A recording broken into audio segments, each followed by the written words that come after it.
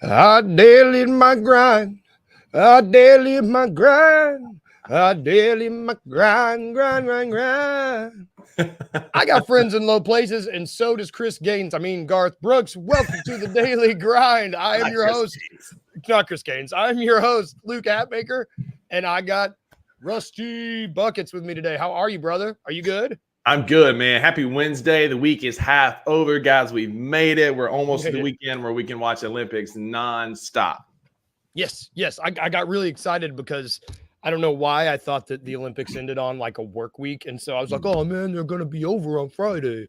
And then I was like, wait, I got basketball. I got really excited. That's it. Well, I think we should just start right there because I swear to God, man, I think they're just given.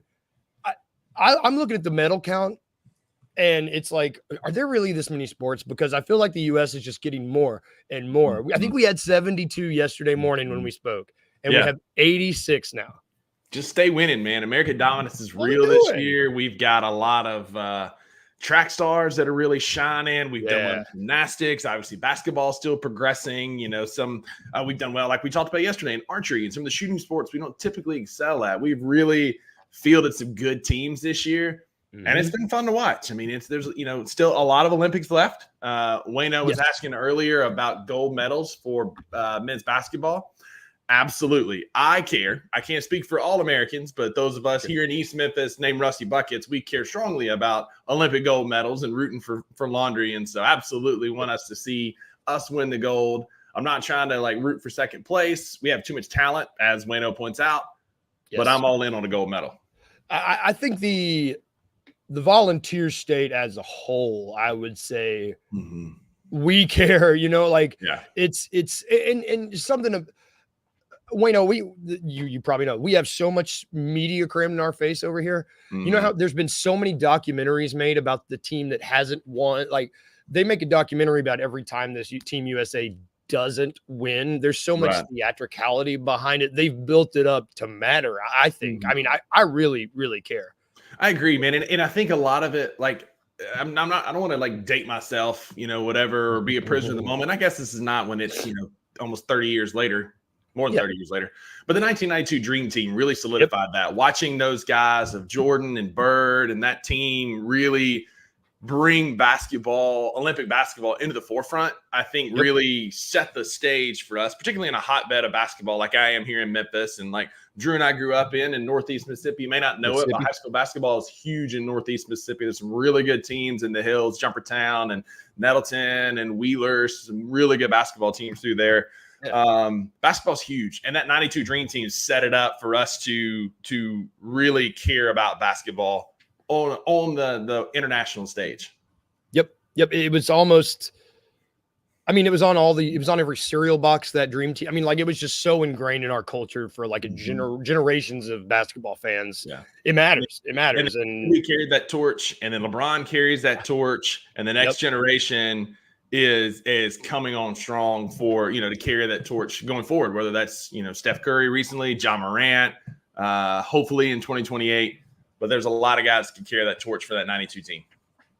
Yeah, no doubt. And it looks like I mean, the semifinals have been set. The semifinals have been set. It's going to be Germany and France.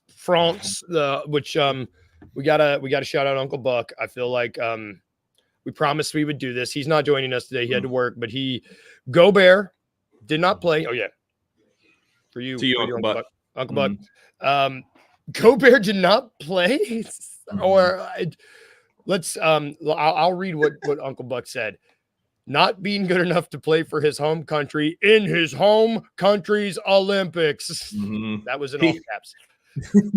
He ended up getting 3 minutes, and his stat line was 1 defensive rebound, 1 turnover, 1 foul. Man, let's start with that.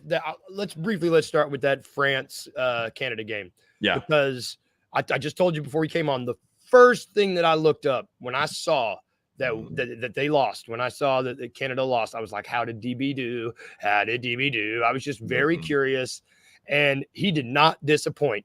2 points, 3 rebounds, 1 assist, 3 steals. He went 0 of 3 from 3-point land, and he was 1 of 9 from the field. Yeah. About as DB as it gets. And yeah.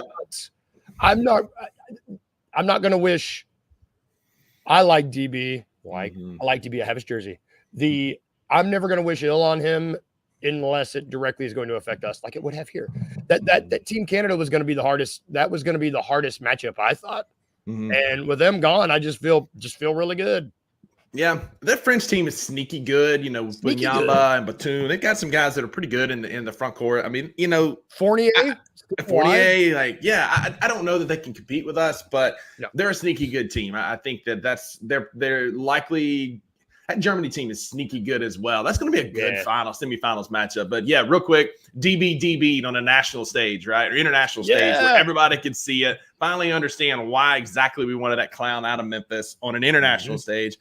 The only person who probably played worse was Jamal Murray, going 3 for 13 and having an ugly game. SGA carried that team, and RJ Barrett almost by themselves.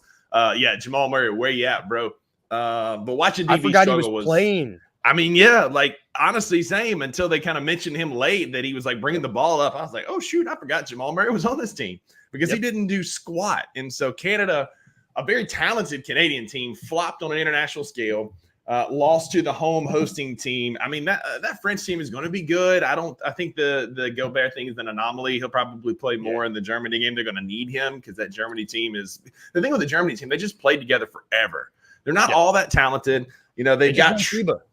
They just won FIBA, true, but they've been playing together forever, man. Like, they don't have a ton of guys that are just like superstars. You know, you got Schroeder, feel like he's gonna be playing forever for that Germany team, but they eliminated Giannis, and I'm excited about that matchup. That France semifinal is gonna be good, no doubt. And I mean, gun to my head, I would probably choose Germany. I think so, just because of the cohesiveness they have. Yeah, I agree. And you know, I mean, they've got the Wagner brothers, although Drew only counts one half of those. You know, Schroeder, Thyman has been playing really well for him. I think that team is good. I just, again, there's something to be said. I mean, we all grew up playing those teams in high school baseball, basketball. They've been playing together forever. And it's just that situation where these guys have been playing together since they were 14, 15 years old. I'm excited to watch that matchup. I think France is good. They've got a lot of NBA talent on the team for sure. But it's nice to see Dylan Brooks, the Canadians, out of the semifinals. It's just really nice for the world to experience. Yes. We're not crazy, y'all. We're not. We knew what we were saying.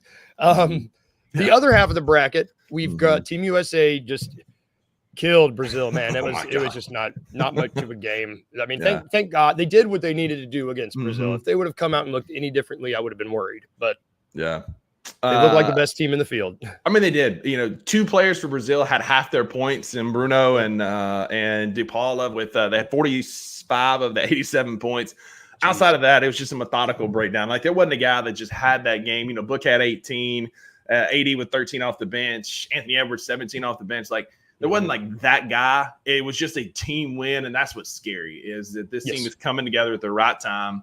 I mean, they're absolutely gelling. They're playing, you know, menacing defense. I mean, Brazil's not an offensive powerhouse, but they just suffocated those dudes. And, you know, like Wayne was talking about a little bit earlier, I've seen it. Charles Barkley this morning came out like, don't sleep on the Serbian team, man. They're good. Obviously, they have the best player in the world in Nikola Jokic. And so there is a lot of talent on that team. We can't go to sleep and sleepwalk now trying to get to the finals.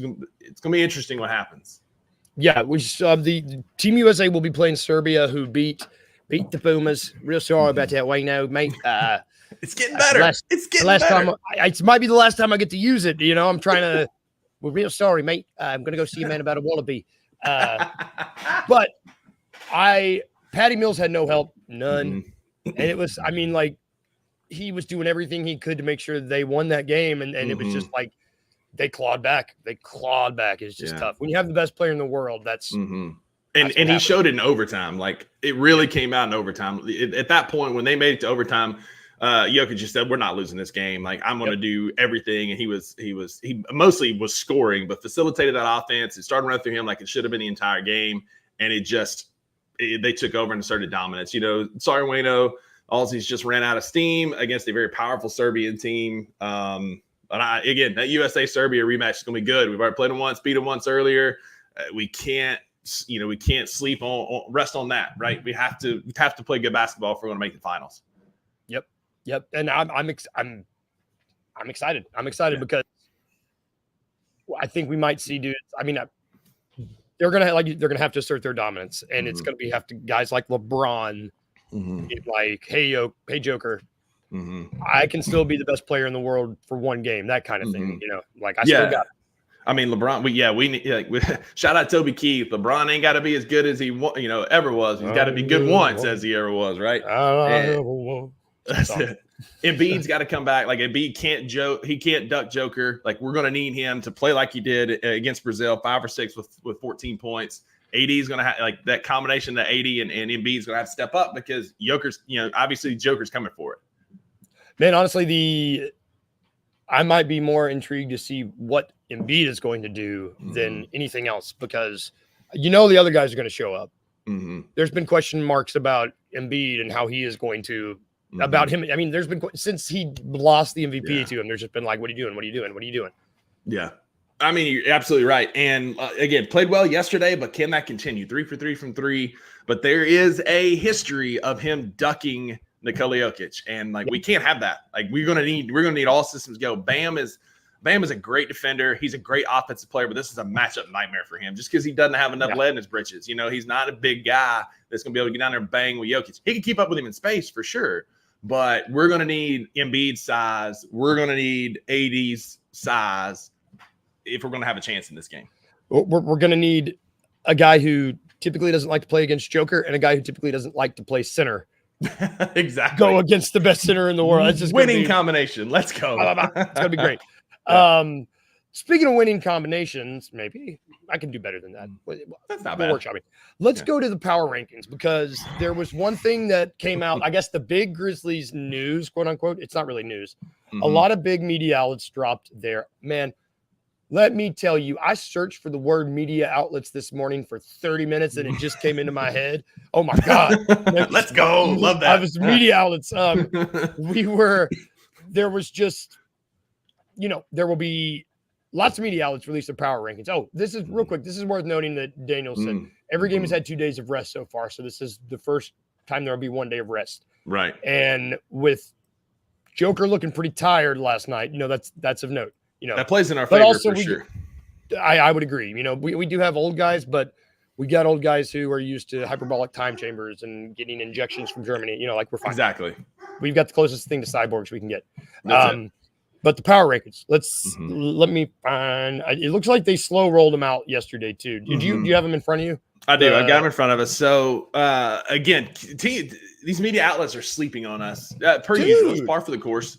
Again, real quick, want to remind our viewers that we are one injury-riddled season away from a 56-win team. Keep that in mind. So the NBA sites, this came out on Twitter. I sent this to you yesterday afternoon. ESPN has us 13th in the NBA.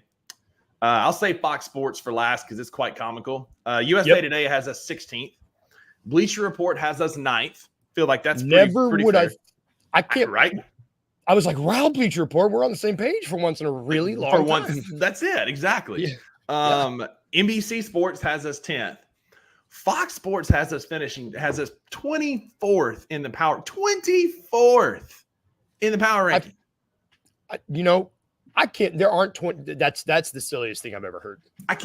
There's not 24 teams out there that are better than us. There's absolutely not. There's not even 20 teams. Exactly. I mean, good night. Tell me you're a prisoner of the moment without telling me you're a prisoner of the moment, right? Like, you're clearly short-sighted. Don't look at history. What they did is they got an intern. Hey, we need this today. He looked at how last season finished and put that together. That's the only explanation I could come up with. Yep. It's really strange because out of the collection that we've seemed to have gotten, it's like most of the people are just doubting us as a whole. There's just like kind of blanket doubt across all these outlets that we will not rise to the level that we were before all these injuries, before Ja was out. That seems to be the consensus. Yeah. It's really confusing to me that Bleacher Report has us 9th because normally they make really no shade on Bleacher Report. I read them a lot. They get me through a lot of poop time. Sure. They, it is what it is. That's what it is. This made sense to me. I was like, 9th. I can get behind that. As a homer, sure. I can get behind 9th. That feels appropriate. Where we are right now, the question marks that we have, because let's be honest, like we do have question marks. We all think this team's going to be great. I personally think we're going to be one of the top 4 teams left standing come June. Yes. But there are how does GG fit? What is Luke going to look like come back from this contract? Is Ja 100%? There's question marks here. Continue taking that leap so he can be a regular rotation guy. What do we have in Marcus Smart? Because we don't really know. But I feel like 9th is an appropriate place for us to be. 24th just tells me you're goofy. Like that is an absolute clown move. That one is really, really. Yeah. I hope the team funnels all the tweets they get, and this is the only one they see. Because, shout out Uncle Buck, right here, Uncle Buck. Because if they all saw that,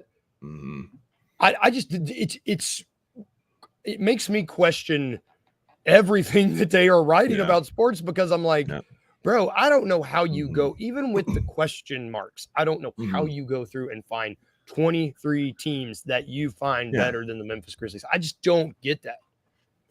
Obviously they're looking at it. Desmond Bain just this past week in the DeMichael Cole article that he put out said, I'm looking at Twitter like these fools around the Luke Kennard signing. So obviously they're looking at it. And listen, we're very much like Dez and Ja already play with an edge. They already have a chip on their shoulder. This is what Nick Saban, for you college football fans, would call rat poison. Like he would this is media's just trying to stir the pot a little bit, right? And so this is going to be on every locker in the FedEx Forum on the home side. Start out the season. Look, Fox Sports had us 24. They think there are 23 teams better than you.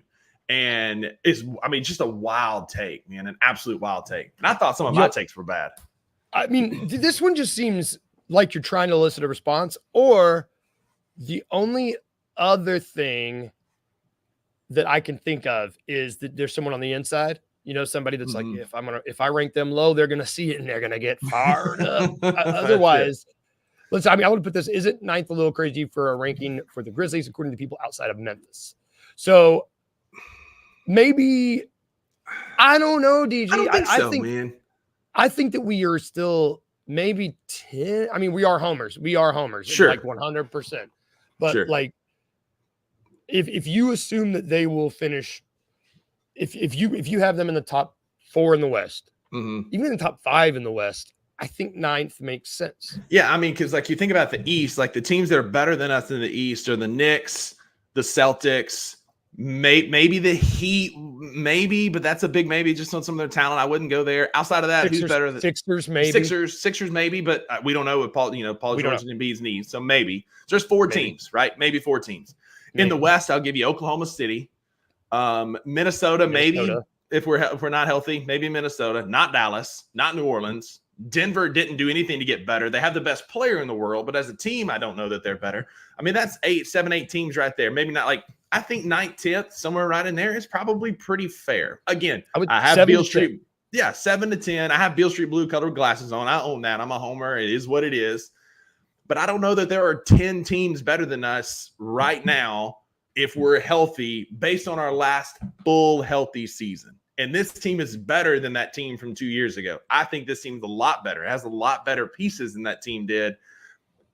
Zach Edey, Steve-O, if a healthy Steve-O might be a little bit better than Zach Edey where we are right now, but we don't know. Zach Edey might be the second coming and better than what Steven Adams did for us. And so I feel like that 7 to 10 is probably appropriate. 7, if they'd put us 6th or 7th, then I might be saying, woo, that's a little much. But I feel like somewhere in that 9-10 neighborhood is exactly where this team is right now. I mean, if you split the league up into thirds, there's 30 teams. We're in the upper third. 100%. No question. No question.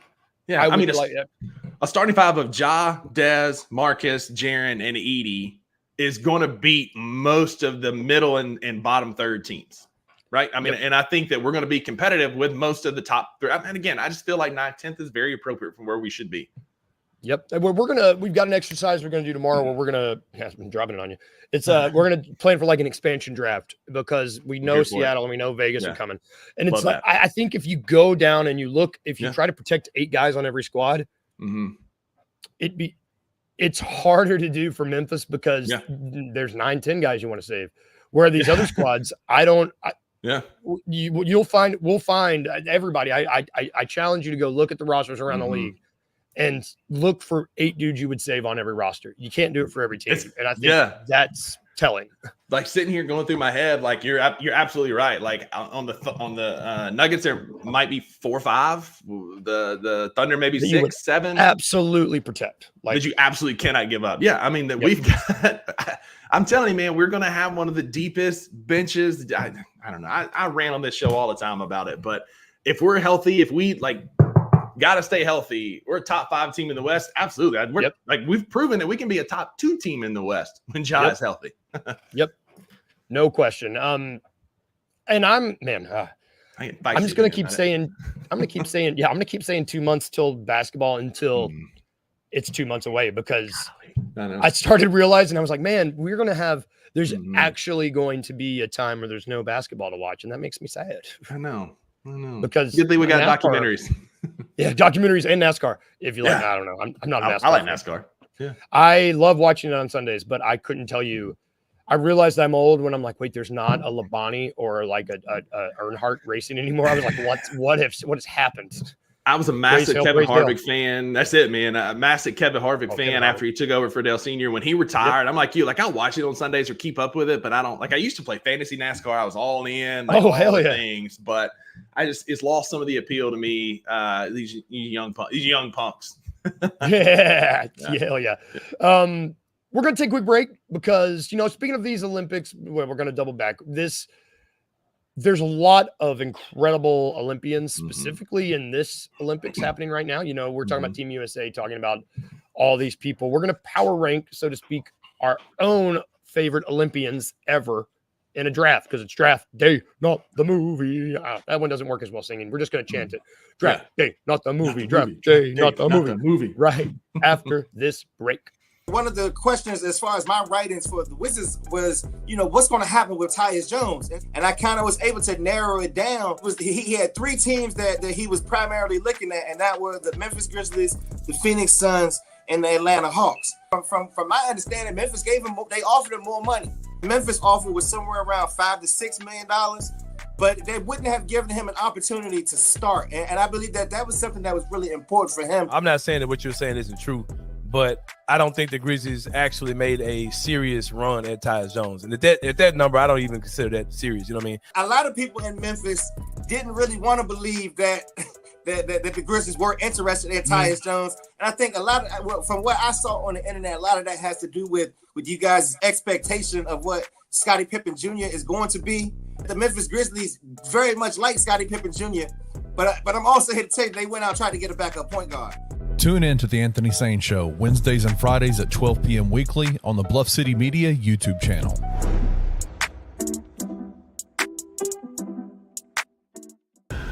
Representing your country and winning, I think I'd black out on the podium. Because when I watch these people whose names I won't remember a week from now, and they're on the podium and they have tears and I start crying because I'm like, what a moment for this person. I'm getting a little nervous talking about it right now, BK. I would shed 3 tears. Oh.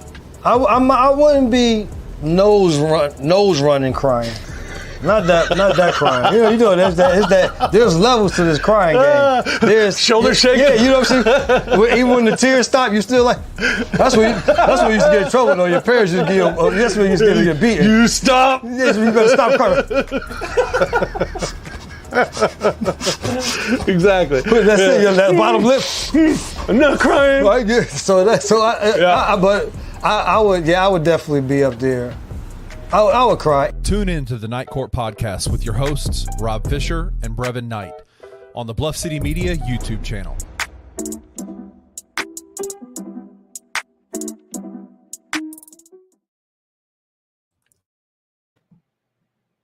Welcome back to the Daily Grind. Sorry, I was distracted with all the, if you're an ugly crier, this is your home. We're ugly. I'm an ugly crier. So you shoulder criers, you're here. We got you here. Welcome back to the Daily Grind. There are so many shows over at bluffcitymedia.co, y'all. You check them out. You got Night Court. That'll be tomorrow. You got the $2 Sports Show. That will be Friday. You got Anthony Sane show. That's today.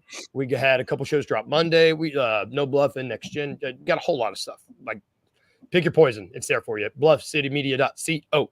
But back to our show. On Wednesdays, we draft stuff. Lots of stuff. It's draft day, not the movie. Draft day, not the movie.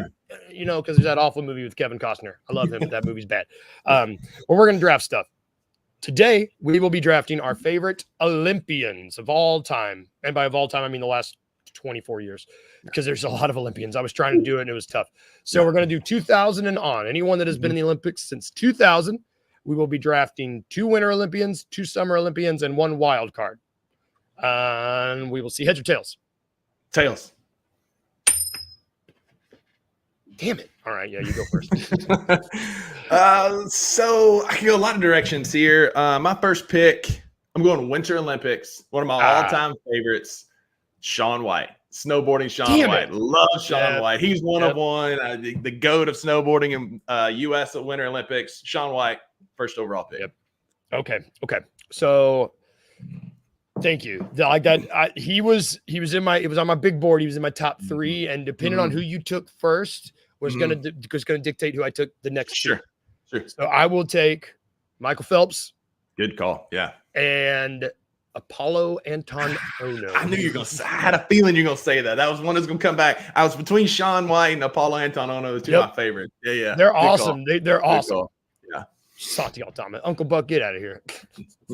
Yeah. All right. I feel like we need to put that out there. Get that out of here. So he's on my list, just like way down. Like he was one I thought of because he's a great Olympian. You know, it is what it is. So yes. All right, I got 2. I'm gonna go Usain Bolt. I love a guy that can talk crap and back it up. Loves Usain Bolt. And then let's go Shawn Johnson, gymnast from back in 2000. Love me some Shawn Johnson. She was one of the first big in the 2000s after that 96 Olympics team that really brought gymnastics back. So Shawn Johnson. And not gonna lie, I had her, and I was like, he's not gonna take her. I felt really good about her in my back pocket. I was like, that was when that whole team. I remember that team. Like that was for our people our age. We were watching them, and we were like, you get it, girl. You guys are great. Yeah. And shout out Maggie. We were talking about this last night. I was over having dinner with her when you messaged this, and I said Shaun White first. Well, actually, I said Apollo Anton Ono first, Shaun White, and she said Shawn Johnson. And I was like, oh my gosh, yes. What a great call. Yes. So, okay, it's my turn. Okay. I got 2. And then, okay. So, okay. Oh, God. Where's my big board? Okay. So. I'm updating mine as you go so I can know. I know. I'm trying to think. I've got, I need 2 of each. Oh, God, my brain. Let's do. Okay, I'm gonna do. I still need both. I'm gonna do Michelle Kwan. Ooh. My mom loved her. And she just barely. She medaled. She was big in the '90s, but she medaled in 2002. So I'm gonna count it. And figure skating is something. So it's near and dear to my heart. Me and my mom used to watch it all the time. It was really sweet. No. And then, man, I'm gonna go with Simone Biles. I'm gonna do it. It's recency bias, but she's the GOAT, and she's married to a Chicago Bear, so I love it. That's it. That's it, man. So I got one more winter, and then I've got my wild card, and I'm my wild card. So I'm gonna go winter. Lindsey Vonn. Love watching her ski. Yes, she was great. Yes, absolutely. Great. Again, one of Maggie's favorites. One of my favorites. Watching her downhill. She was awesome. My wild card. I'm between 2 ladies. I'm going to go wild card with this one because she truly was a wild card because she was both a summer and winter Olympian. She never was all that great. There was a lot of controversy around her because they thought she got picked based on her looks and maybe not her talent, which high school me would not disagree. I had a big crush on her. I'm out for it. Lolo Jones, the hurdler from LSU. She ran track and field. She was on the bobsled team. Definitely my wild card because she was both a summer and winter Olympian. Dude, hell yeah. That's deep there. That is. That's good. I've got my wild card. I'm going to cheat a little bit. I'm going to go Team Schuster, the men's U.S. curling. Yes. Matt Hamilton and John Landsteiner. I love those dudes. Yeah. We got those mustaches and, just the It's one old awesome. boy with the whole posture, letting the little thing go down the aisle and all of that. I missed curling is the sport that I would have done if I was an Olympian. I meant to say that yesterday. There's a place in Nashville called T-Line where it's literally like Top Golf, but for curling. Oh my gosh, Maggie, we're going to Nashville. Come to Nashville. We'll go curling. Let's do it. Oh my gosh. Let's do it. Uncle Buck, it'd be so fun. Uncle Buck, meet us there. Maggie, we're going to Nashville to go curling. I've always wanted to do it. I lived in Myrtle Beach. Obviously, it's well known for 6 years. And there was a lot of Canadians that would come down and snowbird in the winter. They would come down out of Canada. And I asked one time, like, what's the deal with curling? And he was like, so you Americans have, bowling, beer league bowling. He's like, we have beer league curling in Canada. I was like, hold on, pause. I can drink beer and shuffle around on ice. I'm in. Just let's do it. It sounds like it's the most fun to watch and to I imagine to do, because you're just like, I mean, 100%. Listen, we might have a whole curling episode at some point. We need to have a curling team, me, you, and Drew, and that's how we make the Olympics. And Wayno. Well, he can't. Wayno, we need you to get citizenship here in America. Come to America and be an American citizen just for the Olympics. If not, we'll get Maggie. Maggie will be our fourth. We'll do like a little co-ed God, thing. I can't wait. Tanya Harding, Drew, get out of here. We were having fun talking about curling, and then you ruined it. Man, Drew's in here like, nah, he's just mad. He's short, so he's gonna knock out some knees so he can see people eye to eye. If the men's U.S. curling team is watching, come join me on the show sometime. We'll have a blast.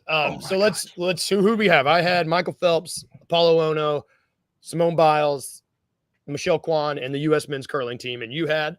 I have Shawn Johnson, Shaun White, Usain Bolt, Lindsey Vonn, and Lolo Jones. Hell yeah, that's good. I'm gonna get those as soon as we get off here. I'm gonna put those up on Twitter because I want to know who we won. That's a good group. Yeah. Those are strong teams. Strong teams. That's gonna do it for the Daily Grind today, though. To check over on I forgot what it's called. Grind City Media. Grind City Media. I was looking at. I was like, thank you. Yeah, Jess Benson. She's on right now. Go check it out. Anthony Sane will be on today at noon. Go check that out. Night Court will be tomorrow. We'll be tomorrow, I believe. If I can get Rusty back with me, we'll be here. See you in the morning.